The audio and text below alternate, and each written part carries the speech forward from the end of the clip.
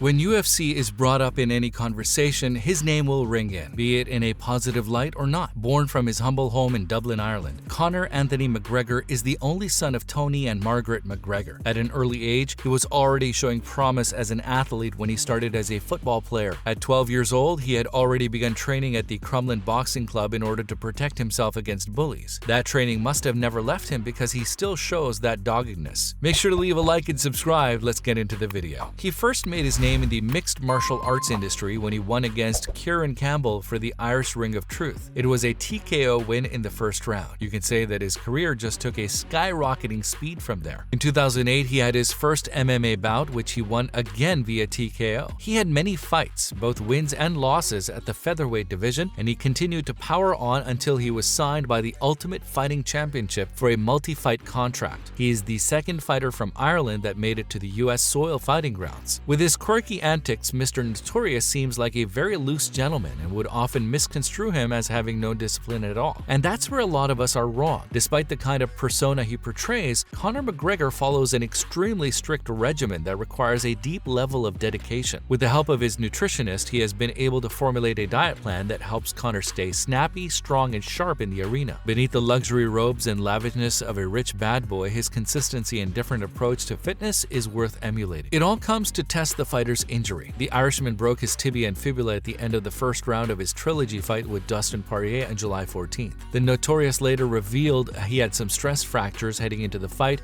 which Dana White and UFC doctors knew about. The 33-year-old has maintained that he'll be ready to get back into the octagon as soon as he's able, but according to Dana White, that day might be a little further away. The UFC president shared that McGregor asked to tape his ankles before the fight against Poirier because he has chronic arthritis in his ankles. It's going to take him a year to recover from this one before he can come back. The fight game is a tough game, and the kid cemented a massive legacy for himself and made a lot of money. We'll see how the rest of his career plays out, White told Fox News' Jesse Waters on Sunday's Waters World. He's had ankle issues for the last couple of years. He had asked if he could tape his ankles coming into this fight, and he got clearance to do it from the Nevada State Athletic Commission, and then he opted not to tape them. White continued, "I don't know why. He has chronic arthritis in his ankles. I was injured going into the fight," McGregor said on social media. Ask Dana White. Ask the UFC. Ask Dr. Davidson, the head doctor of UFC. I had stress fractures in my leg going into that cage. We may never get an answer on why McGregor chose not to tape his ankles. All that's left to do is to wait and see if the Irishman can recover and get back in the cage. If he does, a rematch with Poirier sounds like it will be on the table. McGregor maintains he will come back from this injury, and White has suggested that his prized asset may fight again in July 2022. On Instagram not much longer, McGregor showed that the comeback trail has begun. Life is not about what happens to us, but how we handle what happens to us. Let's go team, God bless, still grinding, he wrote as he shared a series of pictures of him working out. The fighter is supposed to be down and taking things easy for 6 weeks, but after just 2 weeks, he was up and grinding. He had a complete intense workout from the pictures he had shared. He did everything but use the actual hurt leg in cast. The hunger is clearly still there for Notorious. He's lifting weights, doing chin-ups, and a full workout 2 weeks from a broken leg. Madness. Conor McGregor may have hit top spot in this year's Forbes list of world's highest paid athletes, making good on the promise he made to Cristiano Ronaldo in 2016, but UFC commentator John Gooden does not buy the argument that the riches have dwindled the Irishman's reserves of motivation for fighting, with the trilogy showdown against Dustin Poirier coming up this weekend. The fact that he's coming back again, I think, speaks volumes, Gooden told Sky Sports. Here's how it happened. McGregor came out with 2 spinning back body kicks and then a calf kick like Poirier did to him in the rematch at UFC 257. The Irishman continued the leg assault with a series of leg kicks. McGregor stunned Poirier with a left hand. Poirier came back with a leg kick of his own and then a left hand to send McGregor back. McGregor went for a jumping guillotine. He squeezed as hard as he could, but Poirier slipped out. Poirier then went to work. He connected on a series of elbows and punches and had McGregor in serious trouble. The fight made it back to his feet. McGregor attempted a left, missed, and his left leg went under him and shattered. McGregor screamed in agony as soon as it happened. Poirier saw what happened and took advantage by trying to put McGregor away with a barrage of shots. The horn sounded and McGregor continued to scream and was in serious pain. The ringside doctor came in and stopped the fight. McGregor was taken off on a stretcher after his post-fight interview with Joe Rogan. Poirier, 28-6, won contest, took great pleasure in what had happened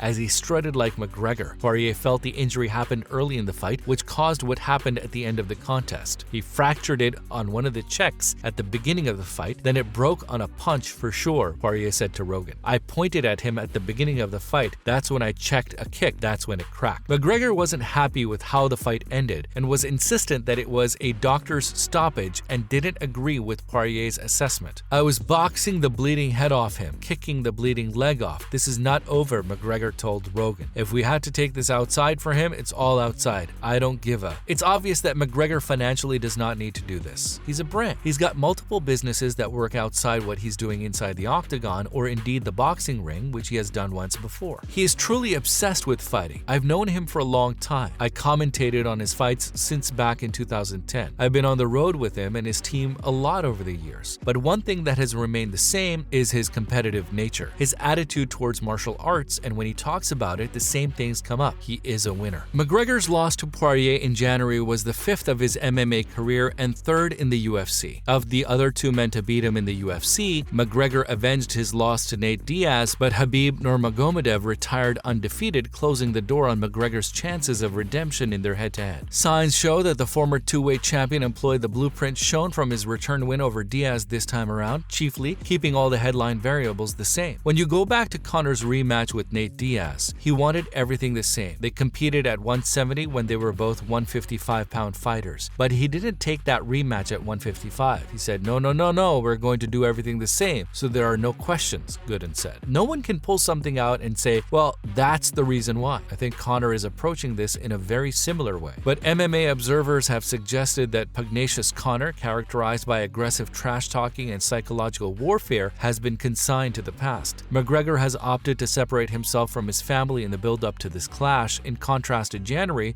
to sharpen his fighting instincts. And Gooden says while McGregor has become more gentlemanly with age outside of the cage, he still relishes the violence within it. UFC commentator John Gooden believes McGregor remains as competitive as ever, despite his interests outside this sport. Following Poirier's devastating use of the calf kick in January, some critics suggested McGregor's boxing training had had a deleterious effect on his mobility, that his feet were too planted. Gooden does not wholly subscribe to that theory, but agrees being mobile will be vital for Notorious to triumph in Las Vegas in his next fight. Gooden, as a UFC commentator who has worked with both McGregor and Poirier for some time, declined to call the outcome of the latest installment of their rivalry, but he observed both men have roots for a victory that would give them a 2-1 lead in the series, and most importantly have coaches who can map those roots. John Kavanagh is a genius. Owen Roddy is a genius. These guys created a 2-weight world champion, McGregor, in a very short amount of time with limited resources compared to the rest of the world at that time. So I think small adjustments will pay big dividends. But coming back the other way, Dustin Poirier has a wonderful arrangement of coaches, probably the strongest coaching team historically in the last few years in America's top team. This really is a truly fascinating fight. From these UFC commentators' gist, there are so many ways we can agree that McGregor is the poster boy for doggedness, from his fights to his workout. Comment down below some inspiring facts you know about Conor McGregor. Don't forget to hit the like button and subscribe. Talk to you in the next video.